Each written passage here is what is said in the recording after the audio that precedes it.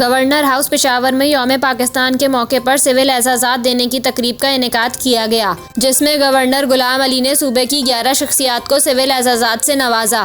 तकरीब में निगरां वज़ीर आला मोहम्मद आज़म, सूबाई वज़रा और चीफ सेक्रेटरी समेत दीगर शख्सियात ने भी शिरकत की।